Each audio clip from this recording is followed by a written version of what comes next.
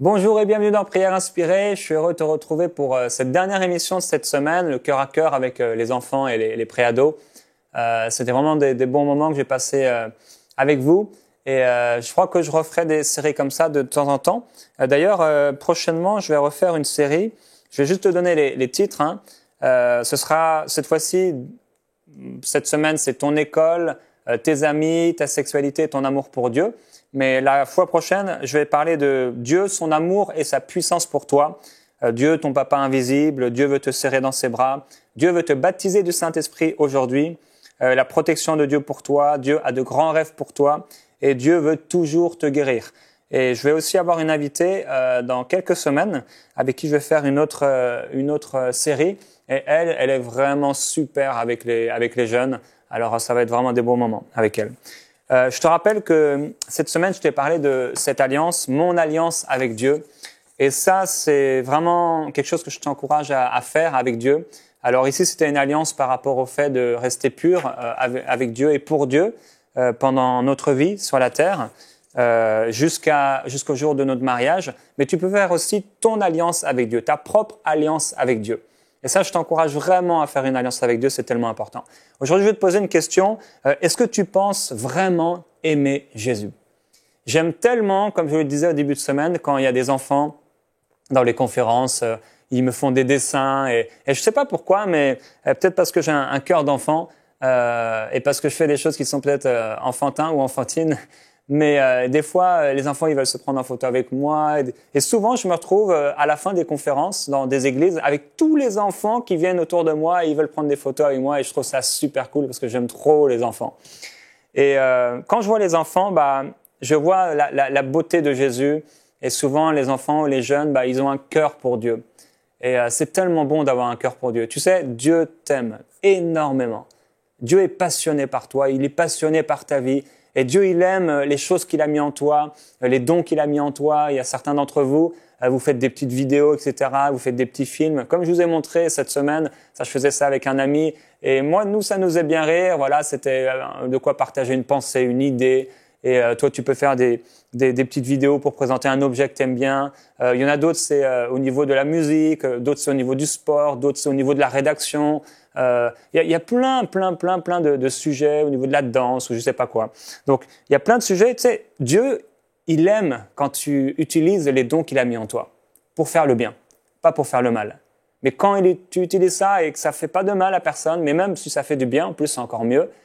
Dieu, il aime ça. Il est passionné par toi. Dieu est tellement passionné par toi. Dieu t'aime tellement.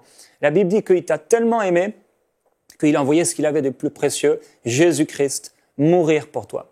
Et Jésus-Christ, c'est le Fils de Dieu. C'est vraiment Dieu qui est venu sur la terre prendre la forme, ta forme, la forme de l'humanité, et il a pris ta place. Il t'a montré un exemple, il m'a montré un exemple comment on devait vivre sur la terre en faisant du bien aux gens, en ne critiquant pas les gens, en ne crachant pas sur les gens, mais vraiment en faisant du bien. Et surtout, il a porté tous nos péchés. Quand il est venu sur la croix, la Bible dit qu'il a porté tous nos péchés. C'est-à-dire tous les péchés que tu as pu faire jusqu'ici, il les a pris sur lui. La Bible dit que même il a été maudit. Il était comme maudit sur la croix parce que quiconque ça veut dire n'importe qui était sur une croix, il était maudit. Et Jésus a pris ta malédiction. Jésus a pris tes péchés. Jésus a même pris tes maladies. Il a pris tout ça sur lui. Et aujourd'hui, il veut te pardonner. Aujourd'hui, il veut te guérir. Aujourd'hui, il veut te libérer. Et peut-être plusieurs d'entre vous, vous avez à l'intérieur des souffrances, un mal-être. Peut-être certains, vous vous trouvez trop gros, trop grand, trop petit. Vous n'avez pas la couleur de cheveux que vous auriez voulu avoir. Et vous êtes pas assez fort en sport et les gens se moquent de vous. Mais il y a tellement de souffrances que vous pouvez avoir. Mais aujourd'hui, au nom de Jésus-Christ, je déclare sur toi que le Seigneur te libère de cette pensée. Il te libère complètement de cette pensée et il te rend fort. Le Seigneur t'aime tellement.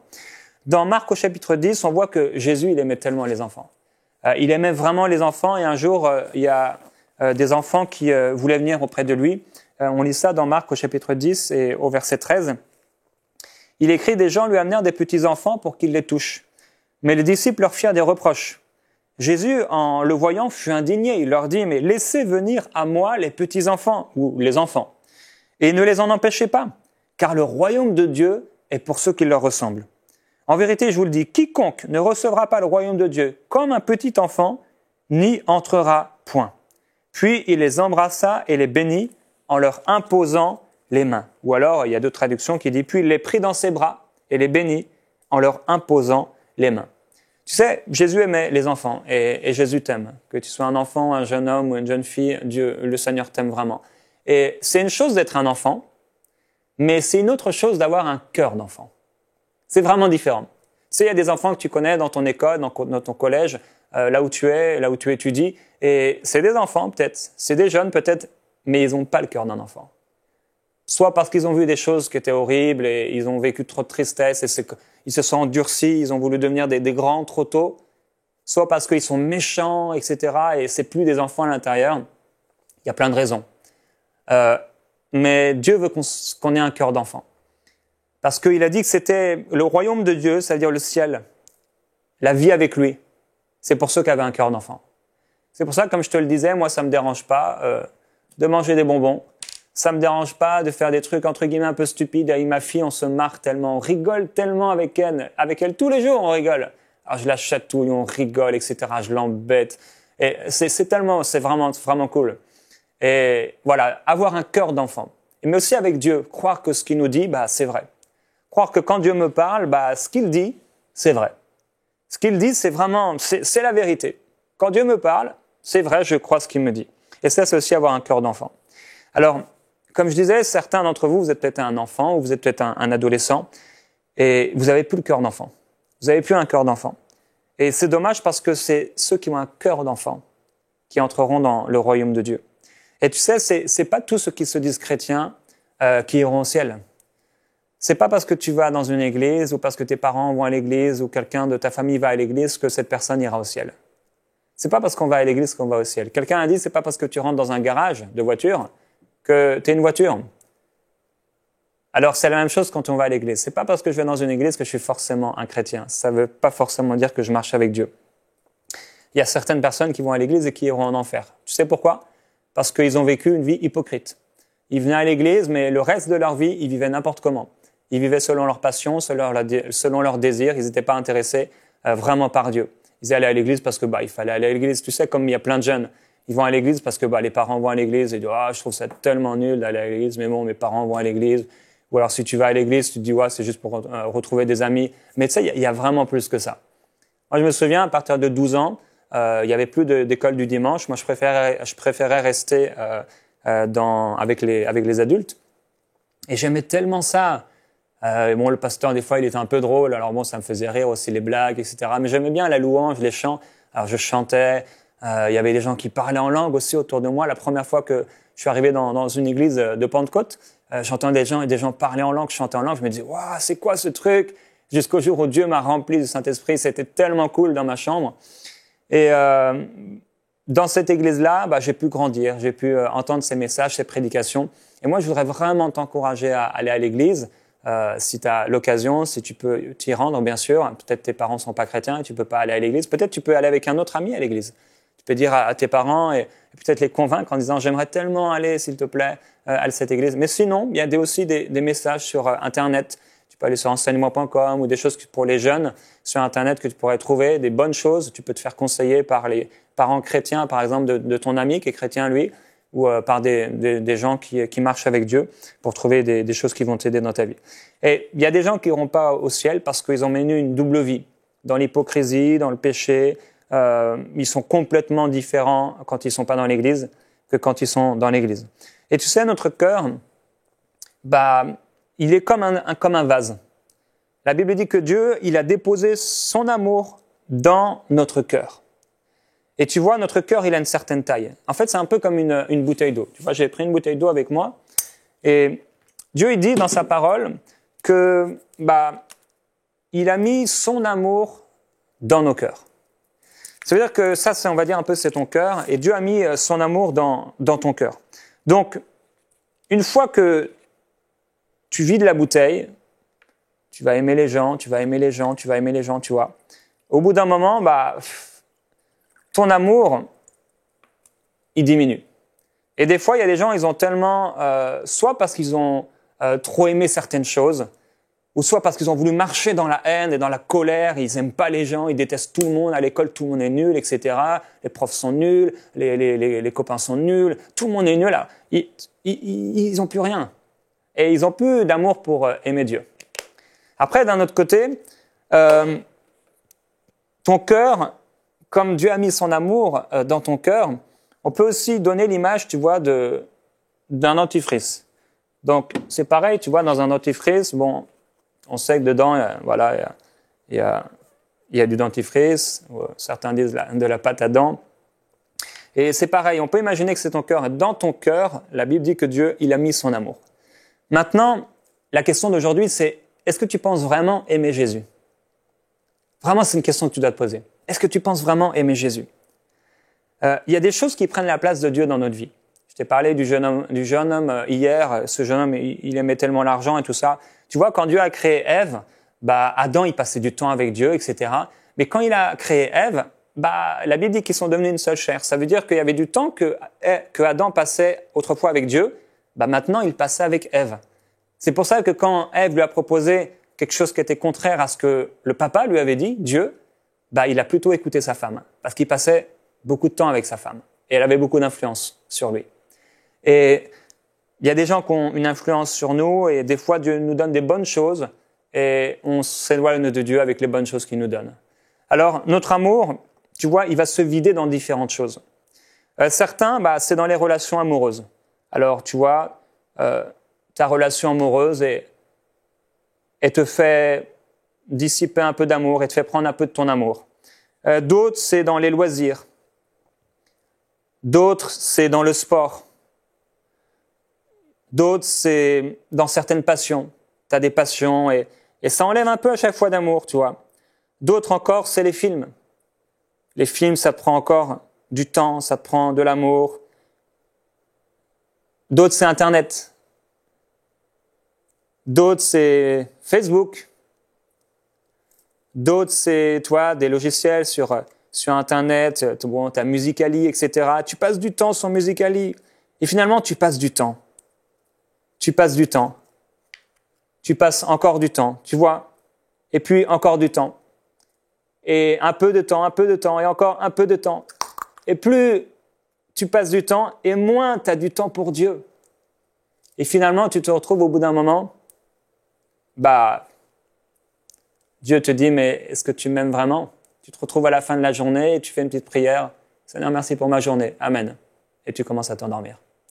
Seigneur, merci pour ce repas. Amen. Et tu manges. Est-ce que tu penses vraiment aimer Jésus? En fait, il y a plein de choses dans ta vie qui prennent la place de Dieu peut-être. Et c'est pas que Dieu veut pas que tu aies des loisirs, comme je te le disais, Dieu veut pas que tu aies des passions, non, des bonnes passions. C'est vraiment Dieu, non seulement qu'il veut ça, mais il a même créé des dons en toi pour ça. Par contre, ce que Dieu veut pas, c'est que tu te fasses du mal. Quand Dieu dit de ne pas faire quelque chose, c'est pas qu'il veut te priver. Quand Dieu dit de ne pas faire quelque chose, c'est parce qu'il sait qu'au fond, cette chose-là, il va te faire du mal. C'est pas la volonté parfaite pour toi. Et le problème, c'est qu'au bout d'un moment, tu as tellement dépensé de ton amour, de ton temps pour les autres que même, tu n'as même plus d'amour pour Dieu. Tu vois, même si tu voulais te mettre un peu de dentifrice sur ta brosse à dents, tu sais que ça t'arrive, je pense que ça t'est déjà arrivé, tu sais, tu vas au dentifrice et tes parents t'ont rien laissé, ton frère t'a rien laissé, et t'essaies, et en fait, tu trouves quasiment, tu serres, et il y a à peine de quoi te brosser les dents. Moi, ça m'est déjà arrivé, et c'est pas cool quand tu veux te brosser les dents et que t'as pas assez pour te brosser les dents. Et des fois, Dieu il te dit, qu'est-ce qui reste pour moi? Est-ce qu'il reste un peu pour moi? Est-ce que tu peux encore un peu m'aimer? Et là, tu dis, Seigneur, tu sais, j'ai des choses à faire, j'ai pas le temps. Et il y a ton cœur, des fois, tu sais, je t'ai parlé du Saint-Esprit, c'est ton meilleur ami, il te pousse à faire des choses bien. Et des fois, ton esprit, ton cœur, il te dit, tu pourrais méditer, là, tu pourrais lire la Bible un peu. J'ai envie de te parler, j'ai envie de passer du temps avec toi, j'ai envie de prier. Est-ce que tu pourrais prendre un peu de temps? Et toi, tu dis, non, j'ai pas le temps. J'ai pas le temps. Et finalement, tu vois, notre amour pour Dieu, c'est vraiment beau. C'est vraiment cool. C'est super. Mais ton amour pour les autres choses, c'est une bonne chose quand c'est des choses qui sont bonnes, comme je te le dis. Mais quand ça prend la place de Dieu, tu vois, c'est comme cette boue, c'est pâteux, c'est vraiment pas cool. C'est pas super. Et Dieu, il veut pas le deuxième, il veut pas être le deuxième ou le troisième. Il veut vraiment être le premier dans ta vie. Alors, il y a une chose que Dieu désire par-dessus tout. C'est ton cœur. Il dit dans Marc au chapitre 12, au verset 30, « Tu aimeras donc le Seigneur, ton Dieu, de tout ton cœur, de toute ton âme, de toute ta pensée et de toute ton énergie. » Tu vois ce que c'est l'énergie? Quand tu fais du sport, là que tu aimes trop faire du sport, je ne sais pas quel sport tu aimes, mais à la fin, tu es trop fatigué. Tu as dépensé ton énergie, tu vois. Dieu dit que cette énergie que tu as, tu peux l'utiliser pour faire du sport ou pour faire d'autres choses qui te plaisent, mais tu devras aussi l'utiliser pour Dieu. Chez toi, tu peux mettre de la bonne musique, la bonne louange pour les jeunes, et tu peux commencer à danser, même tout seul ou avec tes amis, et vous dansez, vous amusez, vous louez Dieu en même temps. Tu peux chanter de tout ton cœur dans ta douche, tu chantes et tu remercies le Seigneur. Si tu parles en langue, et on va prier pour ça bientôt, dans une prochaine série, mais que le Seigneur te remplisse du Saint-Esprit si c'est ton désir, il le veut pour toi maintenant, dès aujourd'hui, tu commences à chanter en langue, et c'est vraiment super. Dieu veut la première place dans ton cœur. Dieu veut la première place dans ta vie. Il veut vraiment être le premier. Parce qu'en fait, il sait que s'il est le premier, tu vas réussir ta vie. Mais s'il n'est pas le premier, tu vas pas réussir ta vie. Tu seras pas vraiment dans la volonté parfaite qu'il avait pour toi. Et c'est pour ça que tu peux voir dans ton église peut-être, ou des amis à toi qui se disent chrétiens, même des parents, des adultes, et tu te dis, mais est-ce que c'est ça, servir Dieu? Est-ce que c'est ça vraiment être un chrétien? Si c'est ça, être un chrétien, ça m'intéresse pas d'être un chrétien. Tu sais pourquoi? C'est parce qu'il y a plein de chrétiens, comme je te le disais tout à l'heure, ils marchent pas vraiment avec Dieu. Ou alors, peut-être qu'ils marchent avec Dieu, peut-être qu'ils aiment vraiment Dieu. Ça peut même être parfois des pasteurs.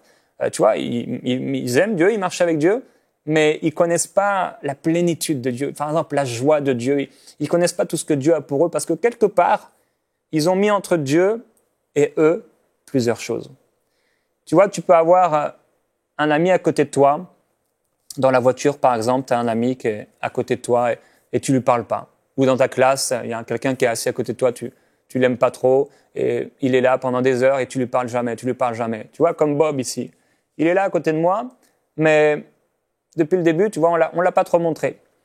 Et des fois, tu as le Saint-Esprit qui est là à côté de toi, tu as le Seigneur Jésus.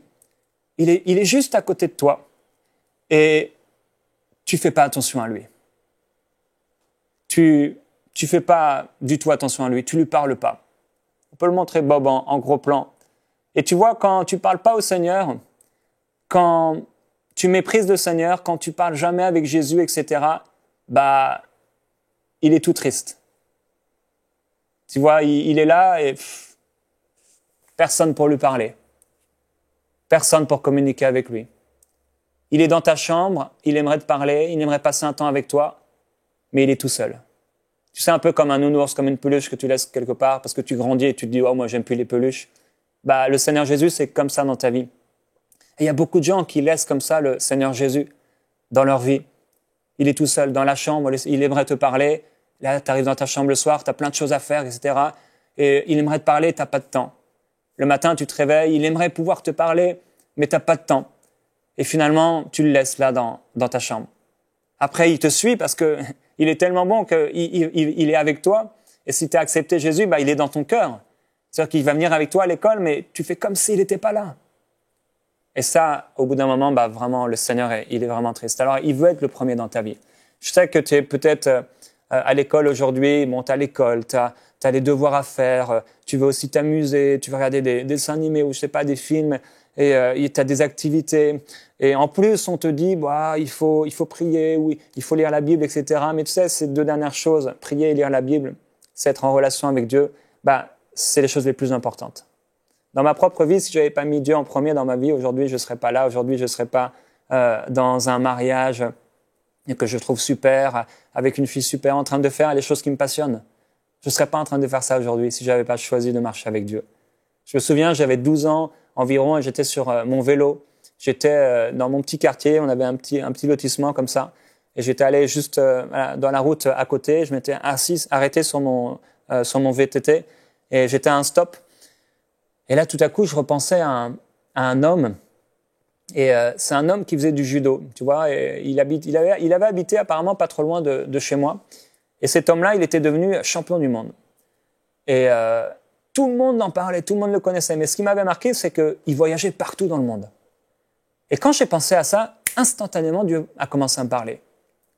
Il m'a dit, Jérémie, tu vas voyager dans le monde entier pour moi. C'était une des premières fois que Dieu me parlait. Tu sais, quand Dieu te parle, tu n'entends pas une voix, oh Jérémie, tu vas voyager dans le monde entier pour moi. C'est juste Dieu qui te parle dans ton cœur.